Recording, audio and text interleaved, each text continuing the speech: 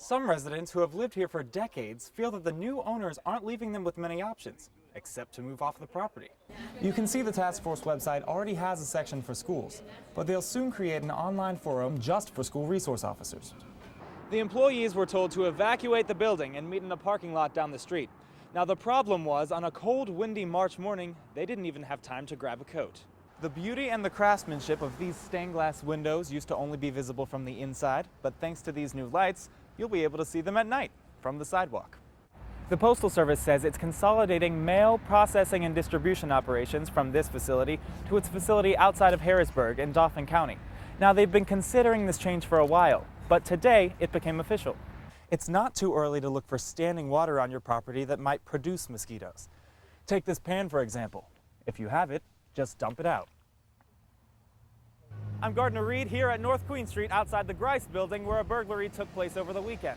We'll have more on exactly what police discovered in a moment.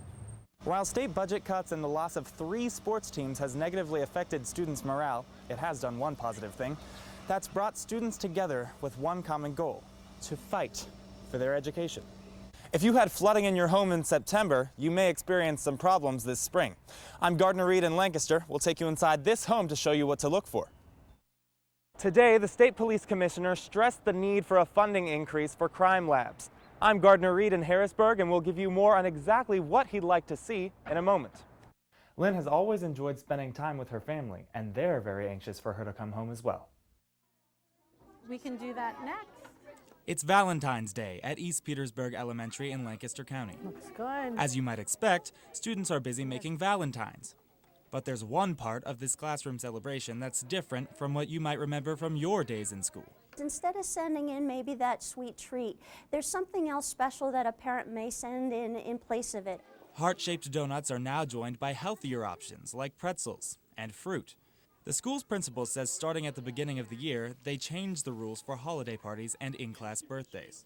What we've done is we've created kind of that balance whereby we have a healthy snack, a sweet snack, and a salty snack. The new policy does take some getting used to. Many parents have fond memories of class parties centered around sweets. You think about your class parties and the big cupcakes and the cookies that came in and things. You kind of have to realize that times change and we know more about health and nutrition now. In fact, some parents have decided to avoid snacks altogether, sending along small gifts, like bookmarks or erasers, for the entire class instead.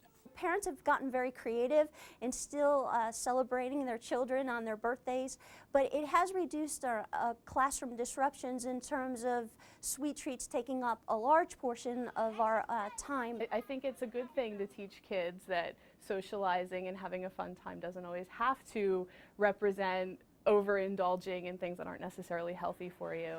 Learning to love Valentine's Day in a different way. In Lancaster County, Gardner Reed, News 8. Monday morning, police were called to investigate a robbery that occurred over the weekend at downtown Lancaster's historic Grice building. Up at the 6th floor, there was glass everywhere because they smashed the window to get through, crowbarred our 5th floor doors, went through everybody's desks, and, just made a mess. Many employees were worried about confidential information being stolen. That was our first concern, did they get employee information, addresses, client information, but it doesn't appear that they messed with any of that. Despite the damage done to many office doors, some offices, like the Floyd Law Firm, say that nothing was taken. No laptops, no cameras, nothing, nothing like that, which kind of surprised us that they didn't, take our digital cameras or our video cameras, things like that. Some of the employees feel the burglars may come back. We feel like it's going to happen again.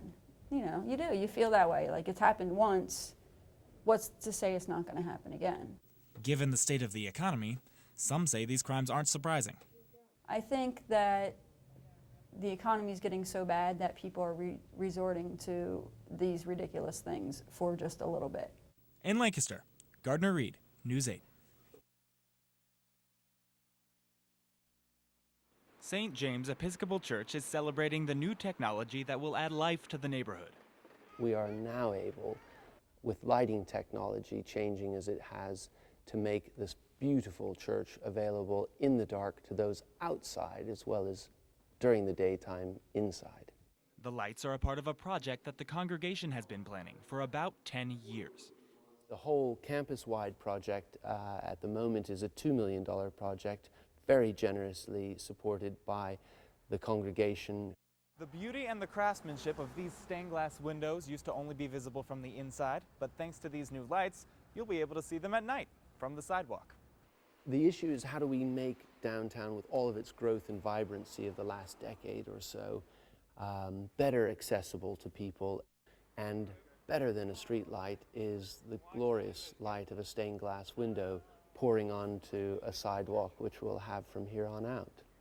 Some hope the new lights will provide an outlet to reach more people. It's a terrific opportunity to do what we do inside church all the time, which is try by our lives to put our lamp on a lampstand. In Lancaster, Gardner Reed, News 8.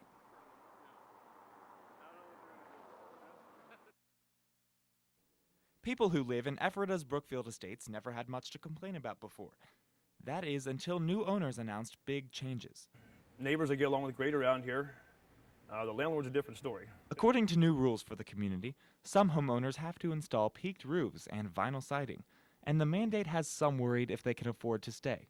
My mom gave me the trailer because she wanted to make sure I always had a place to live. Some residents who have lived here for decades feel that the new owners aren't leaving them with many options, except to move off the property.